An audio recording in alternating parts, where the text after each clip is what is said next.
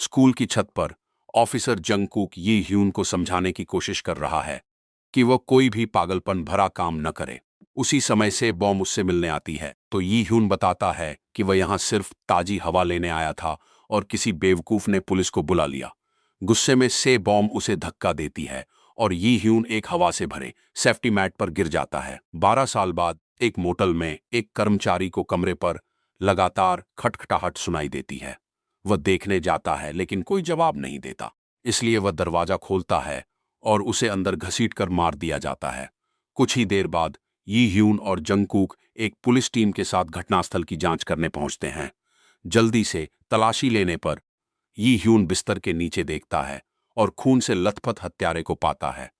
जब वह बाहर आता है तो वह बताता है कि उसे घटना धुंधले सपने की तरह याद है। उसके मुंह को देखकर यी ह्यून समझ जाता है कि इस आदमी ने कर्मचारी को काटकर मार डाला था। फिर यी ह्यून से बॉम्ब को फोन करता है, जो अब स्पेशल ऑपरेशंस यूनिट में काम करती है। वह उसे बताता है कि हत्यारे ने उसकी यूनिट में किसी से कुछ रहस्यमय पदार्थ मिलने का जिक्र किया था, इसलिए से बॉम्ब जांच करने के लिए राजी हो जाती है। वह और उसकी सहकर्मी सेउंग यंग जोंग ताए को ढूंढने जाती हैं, लेकिन जब वे दूसरे कमरे में जाती हैं तो उसे एक दूसरे आदमी के ऊपर पाती हैं। उन्हें लगता है कि कुछ गड़बड़ है और वे उसे आवाज देती हैं, लेकिन जब जोंग ताए ऊपर देखता है तो उसके चेहरे पर खून लगा होता है। उसकी आंखें पागलों जैसी दिखती हैं और दूसरे आदमी को काटा गया होता है।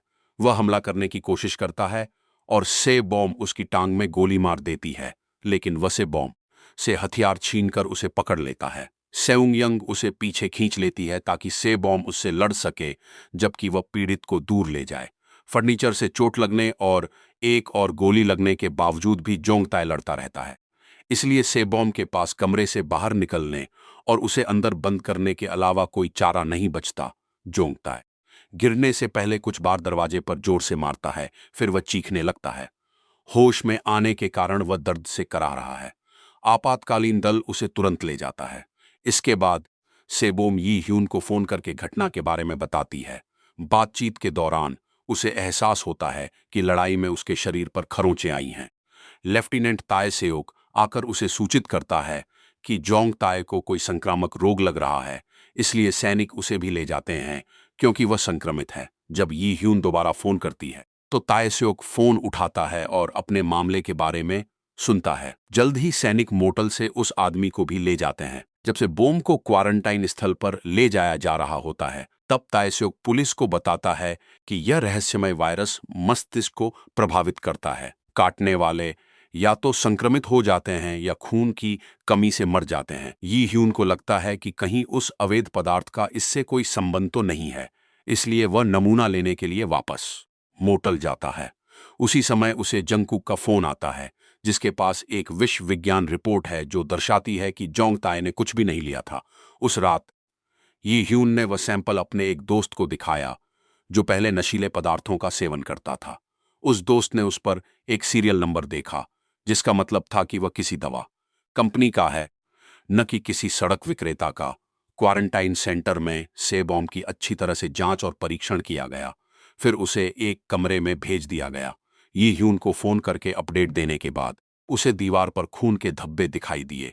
दूसरे कमरों से चीखने चिल्लाने और जोर जोर से आवाजें आ रही थीं, क्योंकि वे संक्रमित लोगों से भरे हुए थे। ताए सेओक ने से बॉम्ब के परीक्षण के नतीजे देखे और पुष्टि की कि वह संक्रमित नहीं है।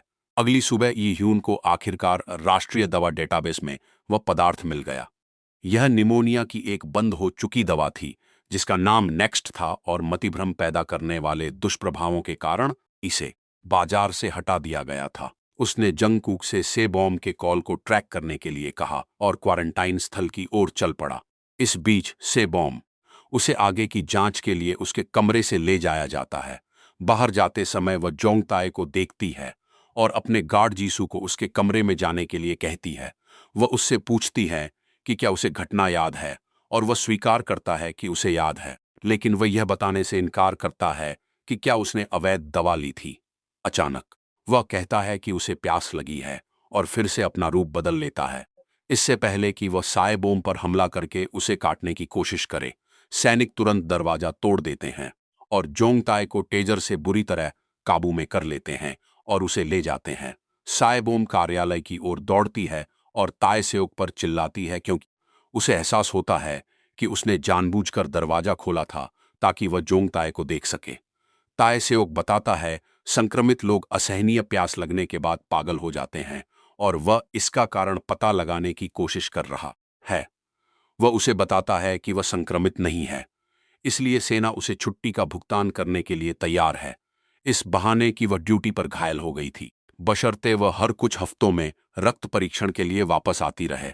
सेबोम इस शर्त पर राजी हो जाती है कि उसकी फाइल में अच्छे अंक आएं ताकि उसे मनचाहा अपार्टमेंट मिल सके। उसी समय यीह्यून केंद्र पर पहुंचता है और तायसोक को दवा देता है। जाते समय सेबोम उसे शादी का प्रस्ताव देकर चौंका देती है। वह नवविवाहित होने पर मिलने वाले बोनस का इस्तेमाल अपार्टमेंट के लिए बेहतर अंक पाने के लिए करना चाहती है और यीह्यून हाँ कह देता है। इसी बीच सेउंग खबरों में देखता है कि संक्रमण दूसरे देशों में भी फैल रहा है। जब सेबोम उससे मिलने आती है और उसे अपनी शादी के बारे में बताती है, तो दोनों स्वीकार करते हैं कि पत्रकारों ने उनसे जोंगताए के बारे में बात करने के लिए संपर्क किया है। सेबोम उसे ऐसा न करने के लिए कहती है, लेकिन उसके जाने के बाद भी सेउंग एक पत्रकार से मिलता है क्योंकि उसे पैसों की जरूरत होती है। एक फ्लैशबैक से पता चलता है कि लड़ाई के दौरान सेउंग को खरोंच आई थी और वह इसे छिपा रहा है। थाने में जंगकुक यीह्यून को तायसोक के बारे में मिली जानकारी बताता है। वह संक्रामक रोगों का विशेषज्ञ है, उसे सेना से लाइसेंस मिला है और सेवानिवृत्त होकर एक दवा कंपनी में काम करने लगे। ताय सेओक पर सीईओ पर हमला करने का मुकदमा चला, लेकिन उन्हें निर्दोष पाया गया। फिर वे केंद्रीय आपदा निवारण मुख्यालय में सेवा देने के लिए सेना में वापस आ गए। जब सेबोम अपने नए घर जाती है तो वह पड़ोसियों को चावल के केक बांटकर अपना परिचय देती है। जब वह छठी मंजिल पर जाने की कोशिश करती है तो सीढ़ियों का दरवाजा नहीं खुलता। सीओ उसे बताती है कि ऊपरी मंजिलें उन मालिकों के लिए हैं जो नीचे रहने वाले किराएदारों से मेलजोल नहीं रखते। सेबोम फिर भी दरवाजा तोड़ देती है और बताती है कि बैरिकेड अग्नि सुरक्षा नियमों का उल्लंघन है। इस मंजिल पर रहने वाले लोग शिष्टाचारवश चावल के केक ले लेते हैं, लेकिन वे सभी उसके प्रति उदासीन रहते हैं। उस रात से बोम को जोंगताए के साथ हुई लड़ाई का बुरा सपना आता है, जिसमें जोंगताए उससे कहता है कि वो भी बदल जाएगी। ऊपर से आ रही कुछ अजीब आवाजों से दंपति चौंक कर जाग जाते हैं, लेकिन यीह्यून उसे उन आवाजों को नजरअंदाज करने के लिए कहती है। अगली सुबह तायसेओक यीह्यून से मिलने आता है और उसे बता है कि वे इस मामले पर साथ मिलकर काम करेंगे। पहला काम है जोंगताए के डीलर से मिलना, जिसका पता उन्हें उसके फोन से चला था। यीह्यून खरीदार होने का नाटक करेगा, इसलिए तायसेओक उसे पैसों से भरा एक बैग देता है ताकि यह विश्वसनीय लगे। साएबोम को ऊपर से कुछ आवाजें सुनाई देती हैं, इसलिए वह पड़ोसियों से बात करने के लिए अपार्टमेंट से बाहर निकल जाती है। सियोयून को वह बहुत अच्छी लगती है और वह उसके पीछे जाती है क्योंकि वह अपने माता पिता के काम पर जाने के दौरान घर पर अकेले रहने से तंग आ चुकी है। अपार्टमेंट नंबर 601 में साएबोम की मुलाकात जूह्योंग से होती है, जो कहता है कि वह फर्नीचर इधर उधर कर रहा था और वादा करता है कि ऐसा दोबारा नहीं होगा। इस बीच सेउंग रिपोर्टर से और पैसे कमाने की योजना बनाता है और इसकी शुरुआत एक नया घाव पाने से करता है। अपने हाथ पर पट्टी बांधने के बाद वह साएबोम को फोन करके अपना गुनाह कबूल करता है और वह तुरंत उसे क्वारंटाइन साइट पर ले जाती है। जब जीसू उसका हालचाल पूछने आती है तो सेउंग उसे बताता है कि खरोंच उसके हाथ पर लगी नई चोट है और असली चोट को छुपाए रखता है, उसकी गर्दन। इसके बाद महिलाएं चली जाती हैं ताकि जीसू सेबोम से खून का नया नमूना ले सके। जब वे वापस आती हैं तो सेउंग गायब होता है। सेबोम उसे फोन करती है और वह उसे बताता है कि उसका परिवार है, इसलिए वह यहाँ छिपकर नहीं मर सकता। फोन रखने से पहले वह बताता है कि सुरक्षित रहने और पैसे कमाने का एक तरीका है। सेउंग चुपके से कुछ सैनिकों का पीछा करते हुए उन रेफ्रिजरेटर ट्रकों तक जाता है जहां गंभीर मरीजों को रखा जाता है। वह अंदर घुस जाता है और सभी शवों को देखकर भयभीत हो जाता है। एक सैनिक खुला दरवाजा देख लेता है और उसे बंद कर देता है, जिससे सेउंग अंदर बंद हो जाता है। उसे रिपोर्टर का संदेश मिलता है, जो एक वीडियो क्लिप के बदले 100 मिलियन वॉन देने का वादा करता है। इसलिए सेउंग वीडियो बनाना शुरू कर देता है। उसी क्षण शव जाग उठते हैं। एक पुराने गोदाम में यी ह्यून और तायसेओक डीलर का इंतजार कर रहे होते हैं। जब यी ह्यून वायरस के विश्वव्यापी मामलों का जिक्र करता है तो तायसेओक स्वीकार करता है कि उसने फार्मास्यूटिकल कंपनी के लिए काम करते हुए विदेश से नेक्स्ट चुराया था। तभी 3 आदमी आते हैं और जोंग ताय के बारे में पूछते हैं, तो यी ह्यून उनसे लड़ता है और कुछ ही मिनटों में उन्हें हरा देता है। डीलर कहते हैं कि दवा गाड़ी की डिग्गी में है, लेकिन जब यी ह्यून उसे खोलता है तो एक जॉम्बी बाहर कूद पड़ता है। यी ह्यून उसे पकड़ने की पूरी कोशिश करता है और तायसेओक अपनी बंदूक तैयार कर लेता है, लेकिन सुविधा केंद्र में अपनी संक्रमित पत्नी को याद करके वह जम जाता है। सौभाग्य से वह होश में आ जाता है और डिग्गी बंद करने से पहले जॉम्बी को गोली मार देता है। वह जीव अभी भी जीवित है, इसलिए तायसेओक उसे पूरी तरह से मारने तक कुछ और बार गोली मारता है। फिर वो एक डीलर पर नली से पानी डालता है जब तक कि वो यह ना बता दे कि उसे जॉम्बी कहाँ मिला था। पता चलता है कि यह आदमी उनका दवा आपूर्ति करता है और उन्होंने उसे उसके मृत परिवार से घिरा हुआ पाया था। सुविधा केंद्र में सेबॉम को सेउंग यंग का फोन आता है, जो लाइन कटने से पहले कहती है वे इंसान नहीं हैं। जब जीसू सैनिकों को ट्रक खोलने का आदेश देती है तो जॉम्बी बाहर निकलने की कोशिश करते हैं और सेबॉम देखती है कि सेउंग यू भी बदल गया है। जब तायसोक और जंगकूक और आदमियों के साथ आते हैं तो सैनिक जॉम्बियों की ताकत के कारण दरवाजे बंद नहीं कर पाते। सेबॉम सैनिकों को दरवाजे खोलने के लिए मजबूर करती है और टेजर से जॉम्बियों को पीछे धकेल देती है। फिर वह सेउंगयूंग को बचाने के लिए उसे पकड़ लेती है, लेकिन जॉम्बी उन्हें पकड़ लेते हैं और सैनिक दरवाजे बंद कर देते हैं। यी ह्यून दरवाजा फिर से खोलने के लिए दौड़ती है और सेबॉम को भी जॉम्बियों के ढेर से बाहर खींच लेती है। जैसे ही वे बाहर निकलते हैं, यी ह्यून ट्रक में एक फ्लैश ग्रेनेड फेंक देती है, जिससे जॉम्बी पीछे हट जाते हैं और सैनिकों को दरवाजे हमेशा के लिए बंद करने का मौका मिल जाता है। सैनिक टेजर से सेउंगयूंग को काबू में कर लेते हैं। बाद में जब दंपति अपने अपार्टमेंट जाने के लिए लिफ्ट लेते हैं तो यी ह्यून को जून ह्यूंग की आस्तीन पर खून दिखाई देता है। उस रात उन्हें ऊपर से कुछ आवाजें सुनाई देने लगती हैं, इसलिए यी ह्यून अपार्टमेंट नंबर 601 में जाता है, जहां हेसुंग पहले से ही स्पष्टीकरण मांग रहा होता है। जू ह्यूंग का दावा है कि उसकी बीमार पत्नी मिनजी चीजें फेंक रही थी, लेकिन वह घबराई हुई और डरी हुई लग रही थी। शक होने पर यी ह्यून उसे दरवाजा बंद करने से रोकता है, क्योंकि उसकी आस्तीन पर और खून लगा होता है, और उससे पूछता है कि मिनजी कहाँ काम करती है। गोदाम में। डीलर भी जॉम्बी बन चुके हैं। तायसेओक दवाइयों का बैग लेने से पहले उन्हें गोली मार देता है और सैनिक शवों को ले जाने के लिए आते हैं। अगली सुबह समाचारों में जॉम्बी के और वीडियो दिखाई देते हैं। यी ह्यून मिनजी के क्लिनिक में फोन करता है और पता चलता है कि वह पूरे हफ्ते छुट्टी पर है। फोन रखने के बाद जंगकूक उसे बताता है कि उन्होंने तायसेओक के मामले को छोड़ दिया है। कुछ ही देर बाद सेउंगयंग द्वारा ट्रक में फिल्माया गया वीडियो समाचारों में दिखाई देता है और देश भर में मोबाइल फोन पर सरकारी आपातकालीन चेतावनी जारी की जाती है, जिसमें सार्वजनिक सभाओं पर प्रतिबंध लगा दिया जाता है। क्लिनिक की पार्किंग में यी ह्यून ने संघी को मिनजी का सामान अपनी कार में रखते हुए देखा और उससे पूछा कि क्या हो रहा है। अपार्टमेंट में सेबॉम को कुछ आवाजें सुनाई दे रही हैं। ऊपर से वापस आकर सेबॉम शिकायत करने के लिए अपार्टमेंट नंबर 601 में जाती है। जू ह्यूंग दरवाजा खोलता है और सेबॉम को खून दिखाई देता है, इसलिए वह जबरदस्ती अंदर घुस जाती है। जू ह्यूंग उससे बाथरूम का दरवाजा न खोलने की विनती करता है, लेकिन सेबॉम फिर भी खोल देती है और उसे एक जॉम्बी बनी मिंजी मिलती है। अचानक जू ह्यूंग सेबॉम को अंदर धकेल देता है और दरवाजा बंद कर देता है। वह तुरंत शॉवर में छिप जाती है और मिंजी शीशे पर हाथ रखकर उसे घूरती है। सेबॉम मिंजी से एक सौदा करती है। वादा करती है कि अगर वह हमला नहीं करेगी तो वह उसे बाहर जाने देगी। मिंजी चुपचाप खड़ी रहती है जबकि सेबॉम दरवाजा खोल देती है। फिर जॉम्बी उसके पति का पीछा करना शुरू कर देती है। जू ह्यूंग ऊपर भागते समय कुछ पड़ोसियों से टकरा जाता है, जहां सियोयून उसे एक अपार्टमेंट में छिपते हुए देखती है। मिंजी लगभग उस लड़की के पीछे आ ही जाती है, लेकिन सेबॉम उसके पीछे आ जाती है और उसका चेहरा तकिए से ढक देती है, जबकि सियोयून भाग जाती है। सौभाग्य से यी ह्यून आ जाता है और अपनी कमीज से मिंजी का सिर ढककर उसे हथकड़ी लगा देता है। जब जून ह्यूंग छिपने की जगह से बाहर आता है तो यी ह्यून उसे घूंसा मारता है। पैरामेडिक्स द्वारा मिंजी को ले जाने के बाद यी ह्यून उसके अपार्टमेंट की तलाशी लेता है। उसे एक गोल्फ क्लब पर खून और बाथरूम में नेक्स्ट दवा मिलती है।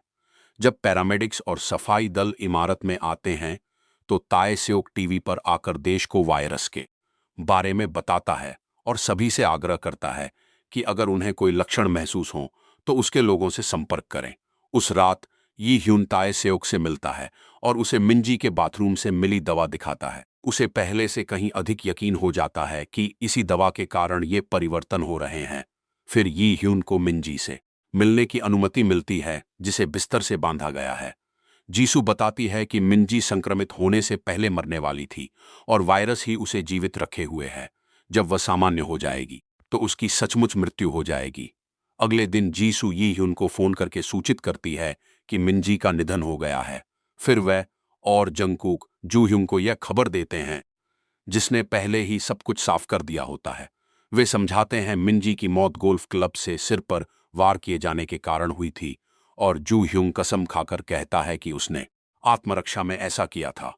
लेकिन ई ह्यून का एक अलग सिद्धांत है। मिंजी को चोट लगने के बाद मर जाना चाहिए था, लेकिन इसके बजाय उसे वायरस लग गया और वह बच गई। इसलिए जू ह्यून ने उसका राज छिपाने के लिए ये सब शोर मचाया था। पुलिस जू ह्यून के आपराधिक रिकॉर्ड और रद्द किए गए मेडिकल लाइसेंस का भी जिक्र करती है और यी ह्यून का मानना है कि मिंजी ने उसका क्लिनिक हथिया लिया था। जब जू ह्यूंग सबूत न होने की बात कहता है तो संग ही गवाह बनकर आता है और उसे गिरफ्तार कर लिया जाता है। केंद्र में ताए सेओक साएबॉम से मिलने जाता है और उसे बताता है कि डीलर ने कबूल किया है कि उसने कॉम्प्लेक्स के जिम सदस्यों को नेक्स्ट को डाइट और एकाग्रता बढ़ाने वाली दवा के रूप में बेचा था। चूंकि जल्द ही और जॉम्बी आने की संभावना है, इसलिए सैनिकों ने इमारत को दीवारों से घेर लिया है और सभी को क्वारंटाइन के लिए अंदर रखा है। साएबॉम ही एकमात्र ऐसी है जिसे बाहर जाने की अनुमति है क्योंकि वह प्रतिरक्षा प्राप्त है, लेकिन वह वहीं रहने का फैसला करती है। उसी क्षण यी ह्यून हथकड़ी पहने जू ह्यूंग को लेकर लिफ्ट से बाहर आती है। से बॉम उसे गले लगा लेती है क्योंकि उसे लगा था कि उसे नजरअंदाज किया जा रहा है और जू ह्यूंग दौड़कर दरवाजे से बाहर निकल जाता है। वह हैसुंग को फोन करता है क्योंकि वह एक वकील है, लेकिन यी ह्यून उससे फोन छीन लेती है और कॉल काटने से पहले हत्या का जिक्र करती है। जब यी ह्यून जू ह्यूंग को वापस अंदर ले जाती है, से बॉम इमारत के चारों ओर बनी नई दीवार का जायजा लेती है। खबरों में उन्हें पता चलता है कि वायरस 3 नर्सिंग होम और 2 बेघर आश्रयों में पाया गया है। चूंकि सियोयून के माता पिता बाहर फंसे हुए हैं, इसलिए मां से बॉम को फोन करके लड़की का ख्याल रखने के लिए कहती है।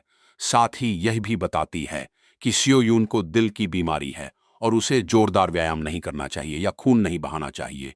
जब यी ह्यून जू ह्यूंग को उसके अपार्टमेंट में छोड़ता है तो वह उसे नाइट टेबल से हथकड़ी से बांध देता है और पेशाब करने के लिए एक बोतल छोड़ देता है। यी ह्यून के जाने के बाद जू ह्यूंग संग ही से मदद मांगता है और उसे याद दिलाता है कि उनके बीच एक प्रेम प्रसंग। वह तभी राजी होती है जब वो उसे पैसे देता है। दोपहर में निवासी जीसू के वीडियो कॉल को देखने के लिए इकट्ठा होते हैं, जो घोषणा करती है कि परिसर में 1 सप्ताह का क्वारंटाइन रहेगा। वे नुकसान की भरपाई करेंगे और उनके भोजन और अन्य आवश्यक वस्तुओं की व्यवस्था सुनिश्चित करेंगे। वह उनके कोई भी प्रश्न पूछने से पहले ही फोन काट देती है। सभी घबरा जाते हैं, इसलिए ऊपरी मंजिलों से यंग ओक उन्हें शांत करती है और याद दिलाती है कि यी ह्यून और जंगकुक पुलिसकर्मी हैं, इसलिए वे सुरक्षित हैं। इसके बाद से बॉम और यी ह्यून जिम ट्रेनर से मिलते हैं, जो चिंताजनक मात्रा में पानी पी रहा होता है। वह कसम खाता है कि उसने दवा नहीं ली और उसे इसके बारे में कुछ नहीं पता, लेकिन वह घबराया हुआ लगता है। दोनों घोषणा करते हैं कि ट्रेनर रात भर कार्यालय में ही रहेगा और से बॉम सारा पानी ले जाती है। जब सफाई कर्मचारी पूछते हैं कि उन्हें क्या करना चाहिए, तो दंपति उनके रहने के लिए एक खाली अपार्टमेंट ढूंढने के लिए सहमत हो जाते हैं। सफाई कर्मचारियों में से एक एंड्रयू है, जो हमेशा मास्क और चश्मा पहने रहता है। जब ई ह्यून सभी के आईडी कार्ड चेक करता है तो वह देखता है कि एंड्रयू के चेहरे पर खरोंच के निशान हैं। जब ई ह्यून जू ह्यूंग से पूछताछ करने के लिए उसकी हथकड़ी खोलने जाता है तो संग ही घोषणा करती है कि वह उसके साथ ही रहेगी और उसने अपने गवाह बयान के बारे में झूठ बोला था। इसलिए ई ह्यून के पास जाने के अलावा कोई चारा नहीं बचता। सुविधा केंद्र में जिस्तु और ताइस चेयरमैन चोई से मिलने जाते हैं, जो फार्मास्यूटिकल कंपनी के सीईओ हैं, जिन पर ताय सेओक ने पहले हमला किया था। चोई उन्हें स्थिति पर नियंत्रण खोने के लिए डांटता है और ताय सेओक उसे याद दिलाता है कि नेक्स्ट को उसी ने रिलीज किया था। पता चलता है कि चोई को उपचार विकास को आगे बढ़ाने और अपनी जान बचाने के लिए बड़े पैमाने पर संक्रमण की आवश्यकता थी। बदले में चोई उसे याद दिलाता है कि उसकी गर्भवती पत्नी की जान भी खतरे में है और खुलासा करता है कि उसने उसे काटा था। फिर चोई गार्ड की गर्दन पर काटता है और रूप बदल लेता है, लेकिन वह ताय सेओक पर हमला नहीं कर सकता क्योंकि वह बिस्तर से जंजीरों से बंधा हुआ है। अगले दिन समाचार में और अधिक जानकारी दी जाती है। लॉकडाउन के चलते क्वारंटाइन केंद्रों की कुल संख्या 8 हो गई है। कई देशों ने अपनी सीमाएं भी बंद करना शुरू कर दिया है। सेबॉम और अन्य पड़ोसी खाना लेने के लिए नीचे जाते हैं, लेकिन पाते हैं कि सामने के दरवाजे बंद हैं। इमारत के अन्य निवासियों ने उन्हें एक सप्ताह के लिए अंदर बंद कर दिया है ताकि वे संक्रमित लोगों के संपर्क में न आएं। सेबॉम जंगकुक की बंदूक छीन लेती है और बाहर मौजूद भीड़ के दरवाजा खोलने तक गोली चलाने की धमकी देती है। जब यी ह्यून और सेबॉम जिम ट्रेनर को देखने जाते हैं तो वह वहां नहीं होता। वे इमारत में तलाशी शुरू करते हैं और सेबॉम किसी को भागते हुए देखती है, इसलिए वे उसका पीछा करते हुए तहखाने में जाते हैं जहां उन्हें लिफ्ट के बटन पर खून का धब्बा मिलता है। उन्हें लिफ्ट से ज़ॉम्बी जैसी आवाजें सुनाई देती हैं, इसलिए वे दरवाजे खुलने से पहले ही भागने लगते हैं।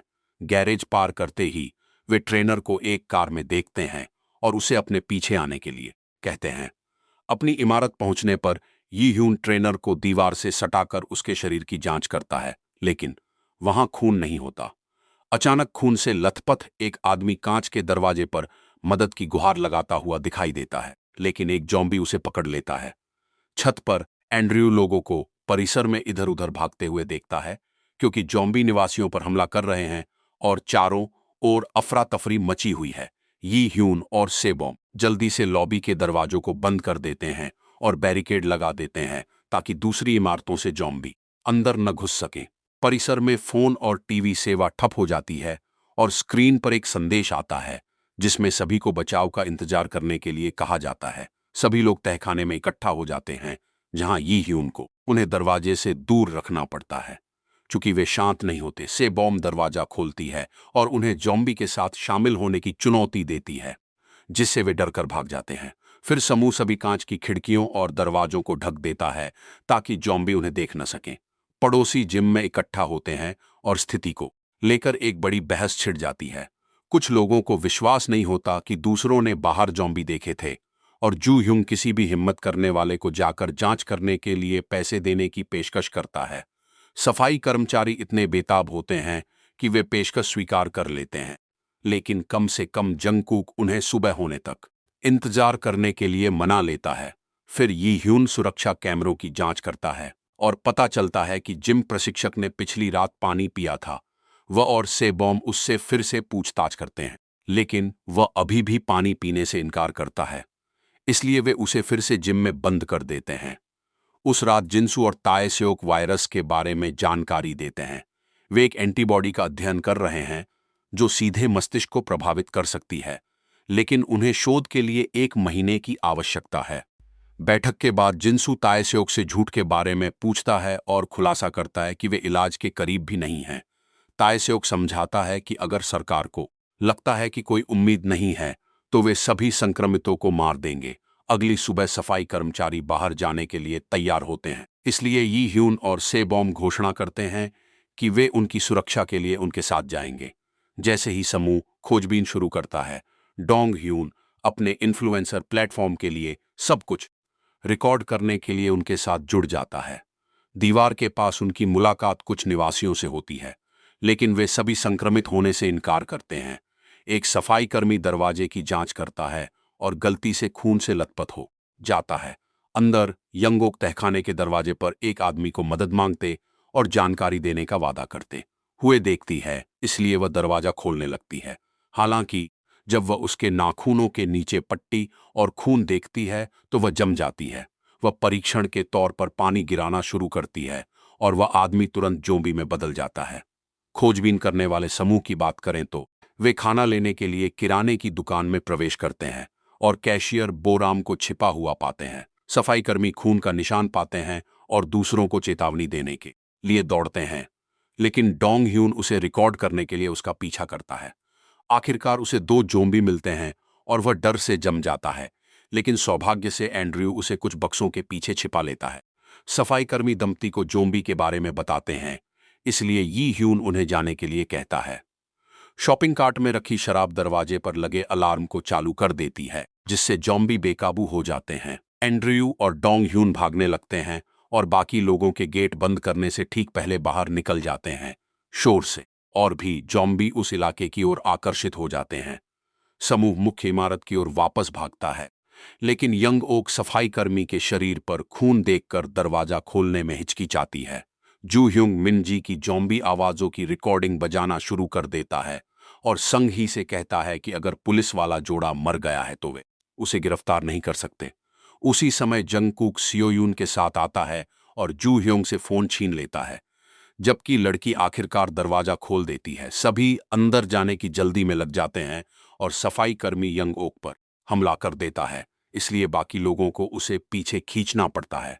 ई ह्यून शोर बंद करने के लिए फोन तोड़ देता है और जंगकुक के पीछे भागता है ताकि बाहर से उसके चेहरे पर खून लगा सके और उसे गालियां दे सके। जू ह्यूंग चीखता रहता है, तभी साय बॉम यी ह्यून को खींचकर अलग कर देती है। इसी बीच डोंग ह्यून को एहसास होता है कि अफरा तफरी में उसका फोन खो गया है। एक फ्लैशबैक में 6 महीने पहले ताएसेओक और चोई की मुलाकात दिखाई जाती है। वे नेक्स्ट को एडीएचडी की दवा के रूप में सरकारी मंजूरी मिलने से बहुत खुश थे। चोई और उसके कुछ साथी एकाग्रता बढ़ाने के लिए पहले से ही इसका सेवन कर रहे थे।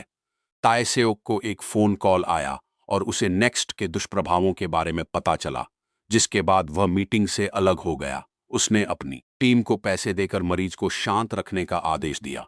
जब वो डाइनिंग रूम में लौटा तो उसने देखा कि चोई फर्श पर अपनी पत्नी को काट रहा था। वर्तमान में रेफ्रिजरेटर से भरे ट्रकों को कचरागाह में ले जाया जा रहा है। जीसू बताती है कि इलाज के लिए इंजेक्शन लगाए गए सभी मरीजों की मौत हो गई है। अपार्टमेंट कॉम्प्लेक्स में जू ह्यूंग जिम ट्रेनर से मिलने जाता है और उससे वही दवा देने के लिए कहता है जो उसकी पत्नी लेती थी, लेकिन ट्रेनर कसम खाता है कि उसने ऐसा नहीं किया। इसे बेच दो। गुस्से में आकर जू ह्यूंग उस पर गेंदे फेंकने लगता है। जबकि यी ह्यून दरवाजे से यह सब देखता रहता है, ट्रेनर अचानक जॉम्बी बन जाता है और जू ह्योंग पर हमला कर देता है। इसलिए यी ह्यून जिम में घुस जाता है। वह कहता है कि जू ह्योंग के बिना दुनिया बेहतर होती, लेकिन फिर भी उसे बचा लेता है। इसी बीच दूसरी इमारत का एक संक्रमित निवासी इंटरकॉम पर हे सुंग से संपर्क करता है और उसे परामर्श के लिए तहखाने में मिलने के लिए मना लेता है। हेसुंग अपनी पत्नी सोयून को यह कहकर चला जाता है कि वह बस टहलने जा रहा है। हालांकि सोयून को शक होता है और वह सच्चाई जानने के लिए इंटरकॉम लॉग चेक करती है, इसलिए वह से बॉम्ब को चेतावनी देने के लिए दौड़ पड़ती है। हेसुंग तहखाने में पहुंचता है और दरवाजा खोलने के लिए तैयार हो जाता है, तभी से बॉम्ब उसे खींच लेती है। फिर उसे दरवाजा बंद रखना पड़ता है, जबकि दूसरा निवासी उसे खोलने की कोशिश करता रहता है और सौभाग्य से वह उसे फिर से बंद करने में कामयाब हो जाती है। जिम में जू ह्यूंग एक वजन से यी ह्यून पर हमला करने की कोशिश करता है, लेकिन यी ह्यून आसानी से उसे गिरा देता है। तभी जू ह्यूंग को कदमों की आहट सुनाई देती है और वह मदद मांगने के लिए बाहर भागता है, लेकिन वहां सायबोम होती है जो उसे चुप कराने के लिए लात मारती है। हे सेउंग और सोयून शोर सुनकर यह देखने आते हैं कि क्या हो रहा है और उन्हें पता चलता है कि ट्रेनर संक्रमित है। जब यह जोड़ा यंगोक से मिलने जाता है, क्योंकि उसने उस आदमी को काम पर रखा था, तब यी ह्यून ट्रेनर के होश में आने का इंतजार करता है ताकि उससे बात कर सके। वह आदमी कबूल करता है कि उसने 2 बार दवा ली थी और उसकी कार में और भी दवा है। जब हेसुंग ट्रेनर को निकालने के लिए वोट इकट्ठा करने के लिए अपार्टमेंट में घूम रहा होता है, तब जू ह्यूंग ट्रेनर की कार से दवा ले लेता है। अगले दिन सभी वोटिंग के लिए जिम जाते हैं। जब हेसुंग ज़ॉम्बी जैसे ट्रेनर का वीडियो चलाता है तो साय बोम बीच में आकर पूछती है कि क्या 2020 में किसी को कोविड हुआ था। वह सबको याद दिलाती है कि वायरस भेदभाव नहीं करते और पूछती है कि अगर वे लोगों को बाहर निकालने लगे तो इसका अंत कहां होगा, यह बताते हुए कि ऐसा उनके परिवारों के साथ भी होगा। कोई भी ट्रेनर को बाहर निकालने के लिए वोट नहीं देता, इसलिए हेसुंग उसे छत पर अलग थलग करने का प्रस्ताव रखता है। इससे उसे कुछ वोट मिलते हैं और मामला बराबरी पर लगता है। तभी एकांत प्रिय सेहून आकर ट्रेनर को वहीं रखने के लिए वोट देता है। ताए सेओक चोई से मिलने जाता है, जिसके पास जीने के लिए केवल एक महीना बचा है। वे इस बारे में बात करते हैं कि कितने क्षेत्रों में सड़कें बंद कर दी गई हैं, और चोई घोषणा करता है कि वह अब क्वारंटाइन क्षेत्रों का समर्थन नहीं करेगा। वह चाहता है कि ताए सेओक बिजली काट दे और उन्हें और खाना न भेजे। इसी बीच सेबोम सेहुन से बात करती है, जो उसे अपने अपार्टमेंट में अपने जीवन रक्षा उपकरण देखने के लिए आमंत्रित करता है। उसी समय यी ह्यून की ट्रेनर से फिर से बात होती है, जो उसे बताता है कि उसका आखिरी खरीदार सेहून था। यी ह्यून सेहून के अपार्टमेंट में जाता है और जबरदस्ती अंदर घुस जाता है, जहां उसे सेबोम खुशी खुशी नाश्ता करते हुए मिलती है। बोराम डोंग ह्यून को बताती है कि उसने उसका फोन इमारत के सामने देखा था और वह उसे फोन वापस लाने के लिए पैसे देने की पेशकश करता है। वह बैरिकेड हटाता है और बोराम डिवाइस लेने बाहर जाती है। तभी उसे एक परेशान निवासी मिल जाता है। कुछ ही सेकंड बाद एक ज़ॉम्बी अंदर आता है और इमारत में लोगों का पीछा करता है जब तक कि वह सुमिन को काट नहीं लेता। अपार्टमेंट में सियोयून घंटी की आवाज सुनती है और दरवाजा थोड़ा सा खोलती है, जबकि उसमें अभी भी चेन लगी हुई है। वह परेशान निवासी अंदर आने की कोशिश करता है, इसलिए लड़की तुरंत दरवाजा फिर से बंद कर देती है। उसी समय दंपति वापस आते हैं और उसके शरीर पर खून देखते हैं, इसलिए यी ह्यून उसका पीछा करती है। वह आदमी इमारत से निकलने में कामयाब हो जाता है और यी ह्यून सामने का दरवाजा बंद कर देती है। जिम में ह्यून क्यंग अपने भाई को काटे जाने के बाद बहुत डर जाती है और ट्रेनर कसम खाता है कि वह मदद कर सकता है, इसलिए वह उसे हथकड़ी की चाबियां देती है। ट्रेनर खुद को आजाद कर लेता है और उसका पीछा करने से पहले खूब सारा पानी पीता है, इसलिए ह्यून क्यंग भाग जाती है। कुछ मिनट बाद से बॉम और यी ह्यून ट्रेनर को जिम में पानी पीते हुए पाते हैं। जब वे उसे हथकड़ी पहनाने की कोशिश करते ही वह फिर से अपने असली रूप में आ जाता है और लड़ाई शुरू हो जाती है। दंपति खुद को बचाने के लिए मिलकर काम करते हैं, लेकिन अचानक एक गोली लगने से जोम्बी ढेर हो जाता है। यह ताए सेओक है, जो जोम्बी को फिर से गोली मारता है ताकि यह सुनिश्चित हो सके कि वह मर गया है। सेबोम ताए सेओक से पूछती है कि उसका घाव अभी तक क्यों नहीं भरा।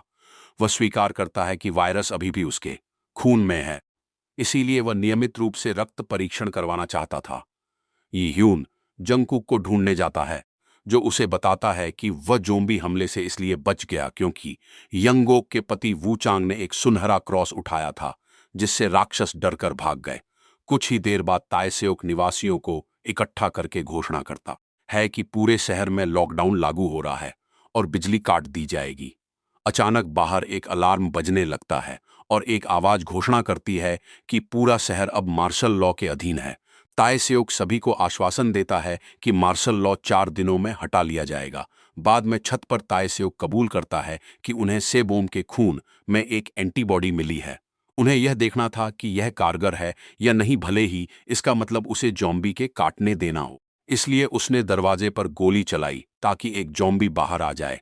सेबोम खुद को बचाने के लिए संघर्ष करती है और ताएसेओक को अपराध बोध होता है, इसलिए वह अंत में उस जीव को गोली मार देता है। जिम में यी ह्यून और जंगकुक को पता चलता है कि ट्रेनर का शरीर गायब है। सुरक्षा फुटेज में सैनिकों को शरीर ले जाने से पहले उसका दिमाग निकालते हुए दिखाया गया है, जिससे यी ह्यून को एहसास होता है कि ताए सेओक से बॉम्ब के लिए यहां आया था। यी ह्यून ऊपर की ओर भागती है, जबकि जंगकुक लिफ्ट की रखवाली करता है, यह सोचकर कि कोई जॉम्बी आ रहा है। हालांकि दरवाजे खुलते हैं और ताए सेओक बेहोश से बॉम्ब को ले जाते हुए दिखाई देता है। चूंकि ताए सेओक के पास हथियार है, जंगकुक उसे जाने देता है और यी ह्यून को चेतावनी देने के लिए भागता है। गैरेज में ताए सेओक से बॉम्ब को पिछली सीट पर बिठाकर गाड़ी चलाकर चला जाता है। यी ह्यून उनके पीछे भागती है और जब कार सड़क पर पहुंचती है तो वह बोनट पर कूद जाता है और अपनी बंदूक निकाल लेता है। से बॉम्ब जागती है और लेती है बाहर निकलने से पहले ताए सेओक की बंदूक। यी ह्यून चौंक जाती है क्योंकि उसने उसे बेहोशी की दवा की ज्यादा खुराक दी थी। यी ह्यून ताएसेओक को घूंसा मारती है और सेबॉम जीसू को अपना खून देने के लिए राजी हो जाती है। अकेले में यी ह्यून ताएसेओक से कहती है कि किसी को भी पता नहीं चलना चाहिए कि सेबॉम पर दवा का असर नहीं होता, वरना कुलीन लोग उसे ले जाएंगे। इसी बीच जू ह्यूंग नेक्स्ट कैप्सूल का सारा तरल पदार्थ निकालता है और उसे सिरिंज से बंद पानी की बोतलों में भर देता है। उसी रात ह्यून क्यंग को गैराज में सू मिन का इंटरकॉम पर फोन आता है। वह खून से लथपथ है और मानता है कि वह डरा हुआ है, लेकिन वह अंदर नहीं आएगा क्योंकि वह उसे चोट पहुंचा सकता है। उनकी बातचीत पूरे शहर की बिजली गुल होने से रुक जाती है। कुछ मिनट बाद टॉर्च लिए कोई सुमिन के लिए दरवाजा खोलता है। अगले दिन एक सफाई कर्मी से बॉम और यी ह्यून को सीढ़ियों पर कूड़े में मिला खून से सना तौलिया दिखाती है। वे गैराज की जांच करते हैं और उन्हें एक खुला लंच बॉक्स मिलता है, लेकिन आगे कोई सुराग नहीं मिलता। अस्पताल में जीसू के नवीनतम उपचार के कारण सेउंग यंग बेहतर महसूस कर रही है। ह्यून क्यंग की बात करें तो वह एक दूसरे अपार्टमेंट में चुपके से घुस रही थी और दंपति ने उसे रंगे हाथों पकड़ लिया। वह स्वीकार करती है कि उसने अपने भाई को छिपा रखा था। दोनों उससे मिलने जाते हैं और सुमिन बताती है कि टॉर्च लेकर खाना लाने वाला व्यक्ति जू ह्यूंग था। यी ह्यून और सेबॉम उसे तब तक रहने देने के लिए सहमत हो जाते हैं जब तक कि दोनों भाई बहन अपार्टमेंट से बाहर न निकलने की कसम नहीं खाते। चौथे दिन सभी लोग खबर का इंतजार करने के लिए जिम में इकट्ठा होते हैं और उन्हें पेय पदार्थों से भरा एक कूलर मिलता है। वे पीना शुरू करते हैं, लेकिन यी ह्यून सतर्क रहती है और अपना गिलास नहीं खोलती, जिससे से बॉम्ब भी ऐसा करने से रुक जाती है। उसी क्षण शहर में अलार्म बजता है और घोषणा होती है कि मार्शल लॉ अनिश्चितकाल के लिए बढ़ा दिया गया है। अगली बार जब जंगकुक प्रार्थना सत्र के लिए वू चांग से मिलने जाता है तो यंगोक उसे इमारत में छिपे हुए संक्रमित लोगों को खोजने के लिए मना लेती है। इसके बाद यंगोके है जू ह्यूंग का फोन आता है, जो उसे सुमिन के साथ कमरे में ले जाता है। साएबोम और यी ह्यून छत पर लगभग एक दूसरे को चूमने ही वाले थे कि जू ह्यूंग और यंगोक ने सुमिन के बारे में पूछकर उन्हें रोक दिया। दंपति के पास सुमिन को गोल्फ कोर्स में क्वारंटाइन करने के अलावा कोई चारा नहीं था। इसके बाद साएबोम और यी ह्यून ने जू ह्यूंग का सामना किया, जिसके साथ जू ह्यूंग ने ड्रिंक शेयर की। यी ह्यून ने जू ह्यूंग से भी ऐसा ही करने को कहा और उनकी बोतलें बदल दी। फिर सभी ने ड्रिंक पी। जू ह्यूंग ने बाथरूम जाने का बहाना बनाया और टॉयलेट में उल्टी कर दी, जिसे दंपति ने सुन लिया। जब वो बाहर आया तो उसके पास अपनी गलती मानने के अलावा कोई चारा नहीं था और उसने यी ह्यून को आखिरी कैप्सूल दे दिया। यी ह्यून ने उसे निगल लिया और बताया कि यह सिर्फ पाचन की दवा थी। उसे लगा था कि कोई ट्रेनर का स्टॉक चुरा लेगा, इसलिए उसने कार में ही उन्हें बदल दिया था। गुस्से में जू ह्यूंग ने उन पर हमला करने की कोशिश की, लेकिन दंपति ने उसे आसानी से काबू कर लिया और हत्या के आरोप में उसे अलग रखने के लिए ले गए। हालांकि जब वे ऊपरी मंजिल पर पहुंचते हैं तो जंगकुक बंदूक ताने और अमीर पड़ोसियों के साथ उनका इंतजार कर रहा होता है। सुविधा केंद्र में चोई और उसके राजनेता दोस्त इलाज का इंजेक्शन लेते हैं। चूंकि अभी वे ज्यादा इंजेक्शन नहीं बना सकते, चोई कहता है कि संक्रमित लोगों की संख्या कम करने के लिए वे मार्शल लॉ को और लंबे समय तक जारी रखेंगे ताकि मांग इतनी ज्यादा ना हो। ताय सेओक सोचता है कि चोई और उसके दोस्तों से छुटकारा पाना बेहतर होगा और एक गार्ड उसे गिरफ्तार करने की कोशिश करता है, लेकिन ताय सेओक उसे बुरी तरह पीटता है। पता चलता है कि उसने उन्हें इलाज नहीं दिया था और अब बूढ़े लोग बदल रहे हैं ताकि वह और डेटा इकट्ठा कर सके। वे तुरंत गार्ड को खाना शुरू कर देते हैं।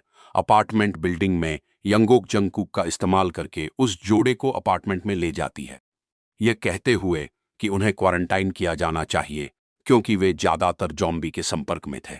इसके बाद पड़ोसी इस बात पर चर्चा करने के लिए इकट्ठा होते हैं कि क्या उन्हें उस जोड़े को बाहर निकाल देना चाहिए। इसलिए एंड्रयू उन्हें चेतावनी देने जाता है। से बॉम्ब बिना यह समझे कि वह अभी भी नाश्ते का चाकू लिए हुए जू ह्यूंग जंगकुक की बंदूक छीनने की कोशिश करता है तो से बॉम्ब उसे लात मारकर दूर कर देती है। जंगकुक बंदूक से बॉम्ब पर निशाना साधता है, लेकिन वह आसानी से बंदूक छीनकर जू ह्योंग पर तान देती है। से बॉम्ब गोली चला देती है और जू ह्योंग डर के मारे पैंट गीली कर देता है, जबकि से बॉम्ब बताती है कि गोली खाली थी। इसके बाद से बॉम्ब प्यास जगाकर यह पता लगाने का प्रस्ताव रखती है कि कौन संक्रमित है। वह चाकू तैयार करती है, लेकिन ई ह्यून उसे लेने के लिए दौड़ता है और सबसे पहले घायल हो जाता है। फिर वह अपना खून बहता हाथ सबके सामने कर देता है। तभी बोराम का रूप बदल जाता है। पति पत्नी मिलकर बोराम को काबू में करने की कोशिश करते हैं और बोराम को जिम में क्वारंटाइन कर दिया जाता है। जब बोराम शांत होती है तो वह बताती है कि जब जॉम्बीज ने दुकान पर हमला किया था तब उसे खरोंच आई थी, हालांकि तौलिया उसका नहीं था। जब यंगोक नहा रही होती है तो वूचांग फर्श से बोराम का खून साफ करता है और उसे चाटने का मन करता है, लेकिन जब उसकी पत्नी उसे लगभग देख लेती है तो वह रुक जाता है। अगले दिन यी ह्यून पड़ोसियों को परीक्षण पूरा करने के लिए इकट्ठा करता है और एंड्रयू ट्रिगर बनने के लिए स्वेच्छा से आगे आता है। वह अपना खून एक कप में इकट्ठा करता है और यी ह्यून उसे सबको देता है। किसी में भी परिवर्तन नहीं होता, लेकिन कुछ लोग गायब हैं। सुविधा केंद्र में जीसू तायसेओ को बताता है कि गंभीर रोगियों में एक उत्परिवर्तन दिखाई दे रहा है। वे अपने लक्षणों को छिपाने के लिए अपनी प्यास को दबाने में सक्षम हैं। वह चोई को देखने जाता है, जो बेहोशी की दवाइयों के कारण मुश्किल से स्थिर है, इसलिए दोबारा परिवर्तन होने से उसकी मृत्यु हो जाएगी। तायसेओक बताता है कि उसने चोई का अंतिम संस्कार कर दिया था और अब उसका परिवार सोचता है कि वह मर गया है। जब यी ह्यून और जंगकुक सुमिन के लिए खाना लाते हैं तो वह उन्हें बताता है कि वू चांग छुपकर गोल्फ खेल रहा था, लेकिन सुमिन को उसके आसपास कभी प्यास नहीं लगी। पुलिस को क्रॉस वाली घटना याद आती है और वे निष्कर्ष निकालते हैं कि जॉम्बी संक्रमित लोगों पर हमला नहीं करते। अपार्टमेंट में यंग ओक बचे हुए पड़ोसियों का परीक्षण करने के बाद खून का कप लेकर वापस आती है। वूचांग अब और बर्दाश्त नहीं कर पाता और उसे पी जाता है, जिससे चीख पुकार मच जाती है। यंग ओक भागकर बेडरूम में छिप जाती है, जबकि वह मान लेता है कि उसने दवा ली थी। जब वह दरवाजा खोलती है तो वह जा चुका होता है, एक जॉम्बी बना। वूचांग गलियारों में घूम रहा होता है और जू ह्यूंग को ढूंढ लेता है, जो भागकर अपने अपार्टमेंट में वापस चला जाता है, जहां हेसुंग और सांगी का अफेयर चल रहा होता है। जब वूचांग हमला करने ही वाला होता है तो सेबॉम उसे रोकने के लिए दौड़ पड़ती है, लेकिन वूचांग एक ताकतवर जॉम्बी होता है और उससे जमकर लड़ता है। यी ह्यून कमरे में आता है और अपनी पट्टी हटाकर अपना घाव दिखाता है, जिससे वूचांग उस पर हमला कर देता है। दोनों मिलकर लड़ते हैं और उसे बांधने में कामयाब हो जाते हैं। इसके बाद दंपति दूसरों को चेतावनी देने जाते हैं, इस बात से अनजान कि जू ह्यून अभी भी अंदर है। वो खिड़की खोलता है और वहीं खड़ा रहता है जब तक कि वूचांग उस पर हमला नहीं कर देता। आखिरी क्षण में हटकर जॉम्बी को बालकनी से नीचे गिरा देता है। शोर सुनकर बाकी लोग अंदर आते हैं और यंगोक अपने पति के लिए रोने लगती है। अगले दिन सेबॉम और यी ह्यून पड़ोसियों के यहाँ पानी खत्म होने की शिकायत लेकर सेहून के पास जाते हैं। सेहून बताता है कि बिल्डिंग नंबर 103 में एक इमरजेंसी जनरेटर है, जिससे बिजली और पानी की आपूर्ति फिर से शुरू हो सकती है। सुविधा केंद्र में जीसू तायसेओक को सूचित करती है कि सेबॉम के रक्त परीक्षण से पुष्टि हुई है कि उसके शरीर में एंटीबॉडी मौजूद हैं। वह रेडियो से यी ह्यून को फोन करता है, जो वूचांग द्वारा दिए गए खरोंच को देखने के लिए आईने में देख रहा होता है।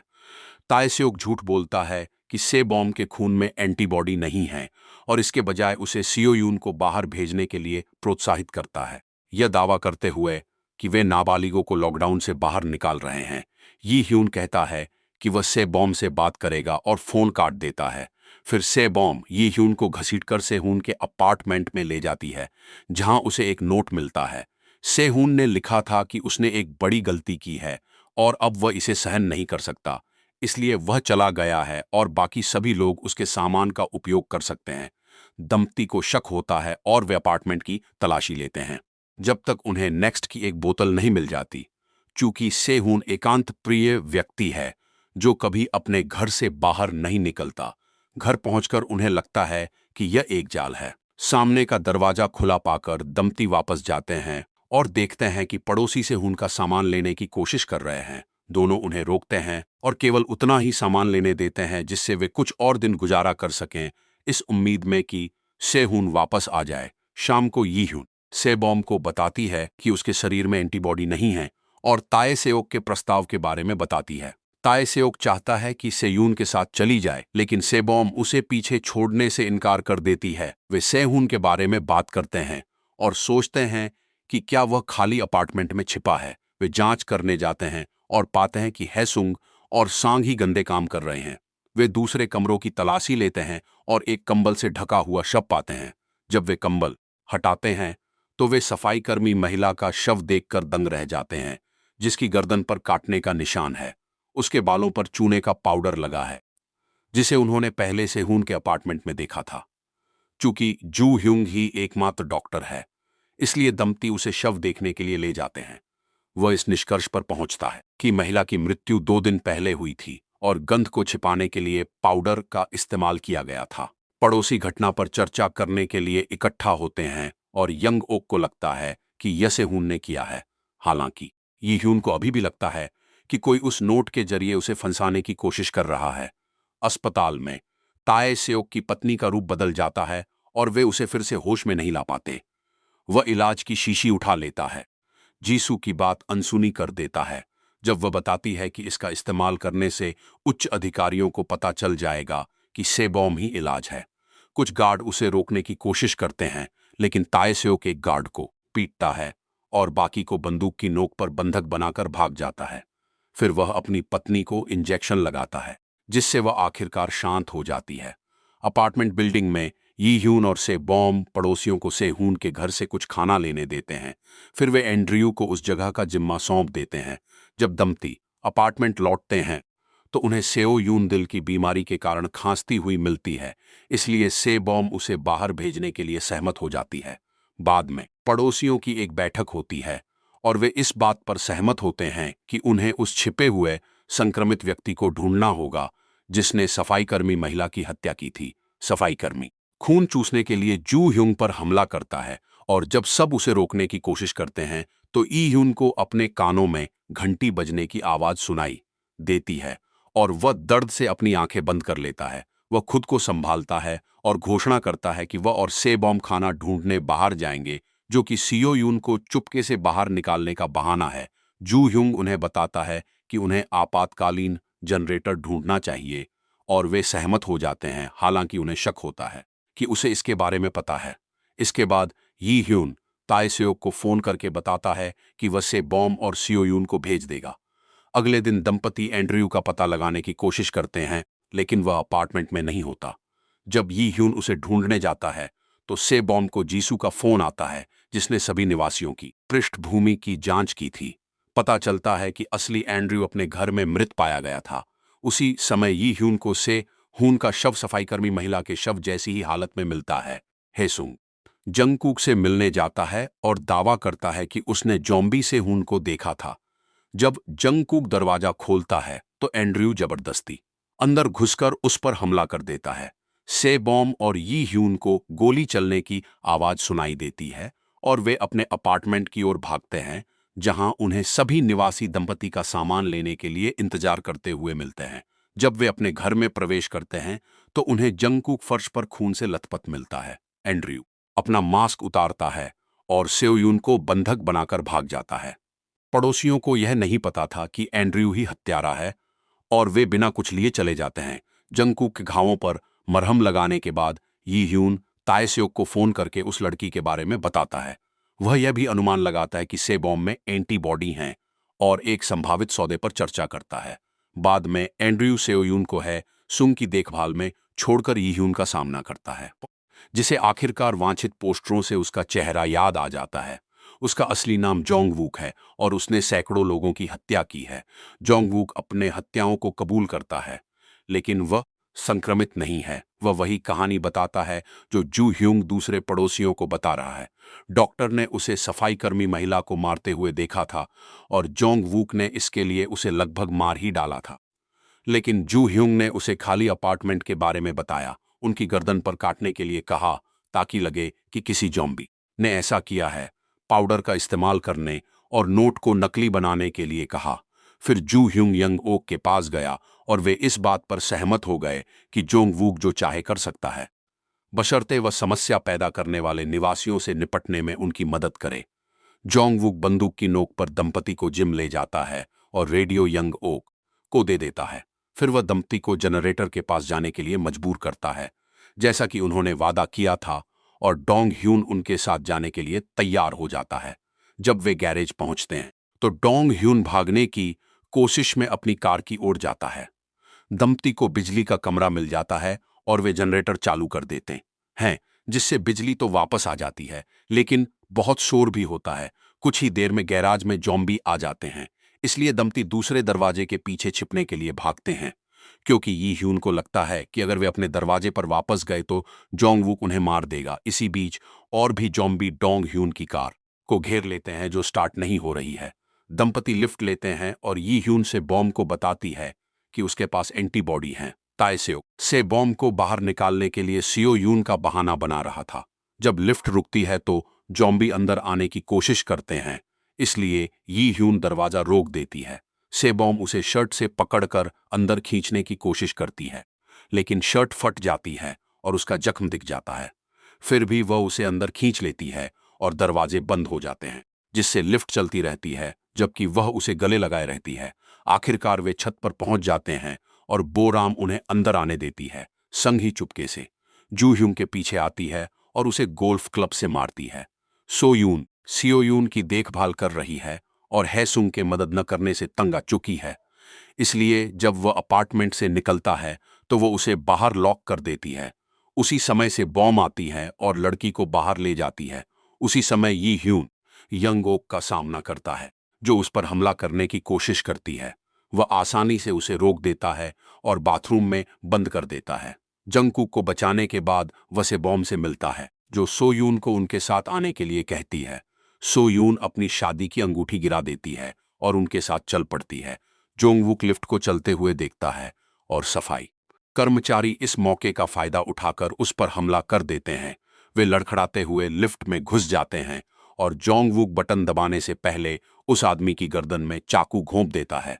छत पर समूह बोराम से कहता है कि वो भी आ सकती है। उसी समय जोंगवुक उन्हें देख लेता है और गोली चलाने के लिए तैयार हो जाता है। यी ह्यून एक स्मोक ग्रेनेड फेंकता है, लेकिन जोंगवुक फिर भी उसे हाथ में गोली मार देता है, क्योंकि वह दूसरों के साथ सीढ़ियों के दरवाजे के पीछे छिप जाता है। इस हालत में नहीं जा पाने का फैसला करते हुए यी ह्यून से बॉम्ब को अलविदा कहता है और छत पर लौट आता है, जहां वह ताला हथकड़ी से बंद कर देता है। जोंगवुक उस पर फिर से गोली चलाता है, लेकिन ई ह्यून फिर भी हथकड़ी की चाबियां फेंकने के लिए दूर हट जाता है। जब वह मुड़ता है तो पता चलता है कि वह रूप बदल चुका है और जल्दी से जोंगवुक को काट लेता है। अपार्टमेंट में जू ह्यूंग जागता है और यी ह्यून के अपार्टमेंट से चुराया हुआ नेक्स्ट कैप्सूल लेता है। तभी संग ही उसे फिर से लाठी से मारती है। फिर वह हैसुंग से जू ह्यूंग के टैटू को पढ़ने के लिए कहती है, क्योंकि यह डॉक्टर के पैसे पाने का पासवर्ड है।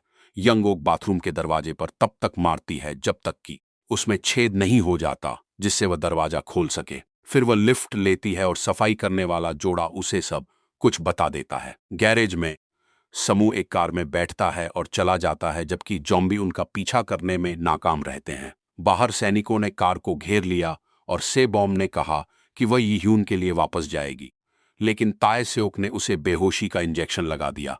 वह कार में जागती है और देखती है कि सभी लोग सड़क पर अपनी रोजमर्रा की जिंदगी जी रहे हैं, जिसका मतलब है कि ताएसेओक ने अपने पड़ोसियों से झूठ बोला था। उन्हें अंदर रखने के लिए मार्शल लॉ लागू किया जाता है। बाद में सुविधा केंद्र में सेम से बोम यी ह्यून को वापस लाने के बदले में ताएसेओक की पत्नी को प्लाज्मा देने के लिए सहमत हो जाती है। जब वह अपने कमरे में लौटती है तो वह अपना फोन देखती है और यी ह्यून का एक वीडियो पाती है, जिसमें वह स्वीकार करता है कि उसने उससे इसलिए शादी की क्योंकि वह उससे प्यार करता है, लेकिन उसे यह बताने का तरीका नहीं पता था। अगले दिन से बोम बहुत सारा खून दान करती है और ताएसेओक उसे इलाज की आखिरी शीशी देता है। एक कमांडर उसे दूसरे लैब में ले जाने के लिए आने वाला होता है, इसलिए वह से बोम को एक सैन्य वर्दी देता है जिससे वह चुपके से निकल सके। उसके जाने के बाद ताएसेओक अपनी पत्नी को इंजेक्शन लगाता है और खुद को गार्डों के हवाले कर देता है। बाहर निकलते समय से बोम चुपके से सियोयून की मां के कमरे में जाती है और उन्हें आखिरी इलाज का इंजेक्शन लगा देती है। जीसू उसे ढूंढ लेती है और सैनिकों द्वारा उसकी तलाश किए जाने के कारण उसे भागने में मदद करने के लिए सहमत हो जाती है। जीसू के मरीज के कपड़े पहनने के बाद से बॉम्ब उसे पीटती है ताकि लगे कि उसने उस पर हमला किया है। अब से बॉम्ब आखिरकार उस कार में जा सकती है जो ताएसेओक ने उसके लिए रेडियो और पासपोर्ट के साथ छोड़ी थी। जब कमांडर ताएसेओक से पूछताछ करता है तो वह उन्हें बताता है कि से बॉम्ब वापस इसलिए गई है क्योंकि इमारत में एक और एंटीबॉडी वाहक है। वह ऑपरेशन का जिम्मा लेने और एक नया इलाज लाने की अनुमति चाहता है। अपार्टमेंट कॉम्प्लेक्स में ह्यून क्यंग और सूमिन से बॉम्ब के लिए दरवाजा खोलते हैं और उसे सारी बातें बताते हैं। एक फ्लैशबैक में दिखाया गया है कि यंगोक के मिलने पर यी ह्यून सामान्य हो गया था। जब वह सीढ़ियों से नीचे उतर रहा था, यंग ओक जोंगवुक के शरीर से बंदूक लेने के लिए दौड़ी, लेकिन वह जाग गया और उसने उसका हाथ पकड़ लिया। उसी समय जू ह्युंग भी जाग गया और उसने और दवा ले ली। संक्रमित होने का नाटक करते हुए उसने हैसुंग को काट लिया, जिससे वह और संग ही भाग गए। ई ह्यून अपने अपार्टमेंट में गया और भाई बहनों ने उसका हालचाल पूछा। उसने उन्हें सारी घटना बताई और कहा कि उन्हें जोंगबुक का शव लाना होगा। लेकिन जब वे छत पर पहुंचे तो वह जा चुका था। सफाईकर्मी अपने पति को जू ह्युंग के घर ले गई और उसे दवा दी ताकि चाकू का घाव ठीक हो जाए। समूह ने खोज जारी रखी और यंगोक से टकरा गया, जिसने बताया कि उसने जोंगकुक का सिर फोड़ दिया था, लेकिन उसने को नहीं हटाया। फिर यी ह्यून ने गैरेज की जांच की और डोंग ह्यून को अपनी कार में रोते हुए पाया, क्योंकि उसे किसी ने काट लिया था। वह उसे अंदर ले आया और उसके माता पिता के पास वापस भेज दिया। कुछ ही देर बाद सफाईकर्मी बेहतर महसूस कर रहा था और उसकी पत्नी ने चाकू निकाल लिया। वे अपार्टमेंट लेने के लिए सहमत हो गए, इसलिए उसने जू ह्यूंग को कमरे में बुलाया। लेकिन जब वह आदमी उस पर हमला करने ही वाला था, जू ह्यूंग मामूली खरोंच के साथ भागने में कामयाब रहा। वह यी ह्यून से टकरा गया, जिसने तुरंत उसे जिम में बंद कर दिया। वर्तमान में भाई बहन कहानी खत्म करते हैं और सेबॉम अपने अपार्टमेंट की ओर भागती है। जिम में संगी जू ह्यूंग का लैपटॉप लेने की कोशिश करती है, लेकिन वह उसे रोकने के लिए उसका हाथ पकड़ लेता है। उसी क्षण यंगोक एक वजन लेकर जिम में प्रवेश करती है और कहती है कि अगर जू ह्यूंग यी ह्यून को मारने में उसकी मदद करे तो वह हथकड़ी तोड़ सकती है। कुछ मिनट बाद यी ह्यून को संग ही की मदद के लिए चीखने की आवाज सुनाई देती है। वह उसे गलियारे में जू ह्यूंग की बंधक के रूप में पाता है और डॉक्टर उसका हाथ काटकर उसे यी ह्यून की ओर फेंक देता है। यी ह्यून प्यास से लड़ता है और संगी को धक्का देकर अपने अपार्टमेंट की ओर भागता है, जहां वह रूपांतरित होने लगता है, जबकि जू ह्यूंग दरवाजा पीटता रहता है। अचानक से बॉम्ब आती है और अपार्टमेंट में प्रवेश करने से पहले जू ह्यूंग की पिटाई करती है। वह निडर होकर यी ह्यून के पास जाती है और कोमलता से उसे दिलासा देती है, जिससे उसे रूपांतरित होने से लड़ने में मदद मिलती है। जल्द ही वह सामान्य हो जाता है और वे चुंबन करते हैं। इस बीच संग ही कंप्यूटर को हैसुंग के पास ले जाती है, जो अंततः पासवर्ड का अनुमान लगा लेता है। हालांकि जब वे जू ह्यूंग के क्रिप्टो खाते तक पहुंचने का प्रयास करते हैं तो उन्हें पता चलता है कि वायरस के कारण बाजार के क्रैश होने से उसने अपना सारा पैसा खो दिया है। जल्द ही सैनिक आखिरकार सभी को ले जाने के लिए लोग आ जाते हैं। ताए सेओक सूमिन की चोटों की जांच करता है और पुष्टि करता है कि वह सुरक्षित है। यी ह्यून का सामना जोंगबुक से होता है और वह उससे लड़ने की कोशिश करती है, लेकिन उसे गोली लग जाती है। यी ह्यून को आवाज सुनाई देती है और वह दौड़कर देखती है कि जोंगबुक ने उसे बंधक बना रखा है। अपनी बंदूक से वह एक घाव बनाती है और खून की गंध से जोंगबुक का रूप बदल जाता है। वह उस पर हमला करने के लिए दौड़ता है और यी ह्यून को उसे सिर में गोली मारने का मौका मिल जाता है, जिससे वह मर जाता है। इसके बाद साएबोम यी ह्यून को अपनी बाहों में लेकर रोती है जब वह बेहोश हो जाता है। हफ्तों बाद यंग ओक और जू ह्यूंग पर उनके अपराधों के लिए मुकदमा चलता है। सेउंग यंग धीरे धीरे ठीक हो रहा है और सियोयून साएबोम और यी ह्यून से मिलने आती है, जो भी ठीक हो चुका है। लड़की के जाने के बाद दंपति स्वीकार करते हैं कि वे आखिरकार एक साथ खुश हैं।